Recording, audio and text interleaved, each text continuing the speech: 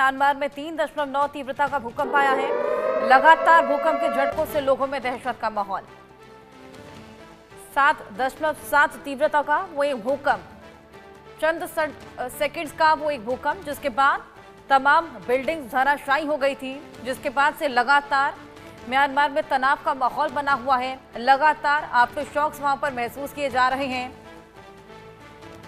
Damage control की स्थिति वहां पर बनी ही हुई थी। लोग उस एक भूकंप से उबर ही पा रहे थे कि लगातार उसके बाद से आफ्टर शॉक्स वहां पर महसूस किए जा रहे हैं।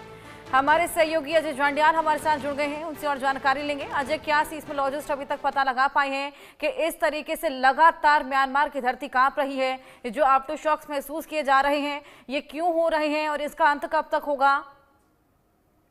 देखिए हर्षा, ये एक बड़ी चुनौती कहा जा सकता है कि ये दुनिया के लिए है कि भूकंप को लेकर अभी भी कोई बड़ी टिप्पणी जो है नहीं की जा सकी, प्रेडिक्शन नहीं हो सकती। शायद यही वजह है कि दुनिया के बड़े विकसित देश भी जो है भूकंप के सामने बिल्कुल लाचार नजर आते हैं। म्यांमार में आज एक बार फिर से 3.9 तीव्रता का भूकंप जो है वो देखा गया है और इस भूकंप के बाद एक बार फिर से लोगों के भीतर जो है वो दहशत का माहौल है।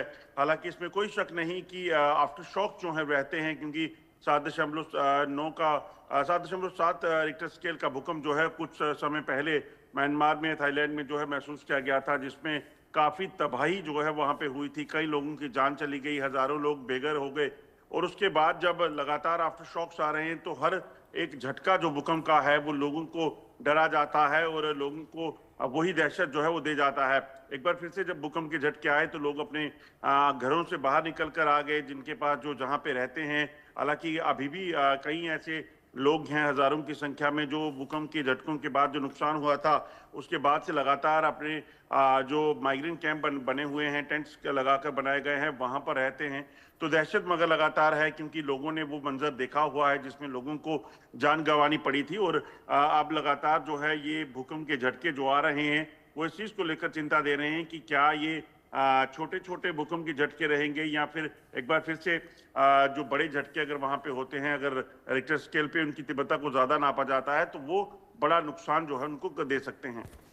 अजय, प्रशासन किस तरीके से तैयार है वहां पर? अभी तो जो 7.7 का जो भूकंप आया था उसका डैमेज कंट्रोल ही लगातार वहां पर किया जा रहा था। जिस तरीके से इमरजेंसी की स्थिति वहां पर बन गई थी उसकी तमाम तस्वीरें हमने दर्शकों को दिखाई, लेकिन उसके बाद लगातार आफ्टर शॉक्स वहां पर देखे जा रहे हैं। उसको लेकर क्या तैयारी है, क्या मेंटल प्रिपेयर्डनेस वहां पर की जा रही है? देखिए, इसमें हर्षा, जैसे मैंने पहले कहा कि यही चुनौती जो है वो बना हुआ है भूकंप अभी भी, क्योंकि अभी तक इसकी कोई प्रेडिक्शन नहीं की जा सकती, कितनी तीव्रता का आएगा, कब आएगा, ये चीजें नहीं देखी जा गई। और अगर म्यांमार की बात की जाए तो वो भूकंप प्रोन जोन में आता है, तो ऐसे में वहाँ टेक्टोनिक प्लेट्स जब भी अपना दिशा बदलती हैं, अपनी पोजीशन को बदलती हैं, तो तब तब भूकंप के झटके देखे जाते हैं।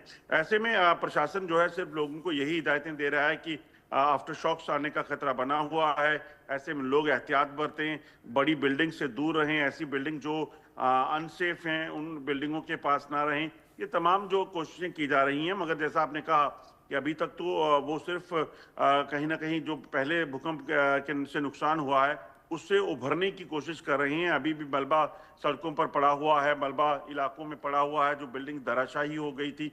अभी तक उनको जो है पूरी तरीके से समेटने का काम नहीं खत्म हुआ है कि लगातार भूकंप के झटके जो है वहां देखे जा रहे हैं। बिल्कुल अजय, लगातार भूकंप के झटके, आफ्टर शॉक्स वहां पर महसूस किए जा रहे हैं, जिसके चलते लोग वहां पर खासा खौफजदा है। बहुत शुक्रिया आपका तमाम जानकारियां हमारे साथ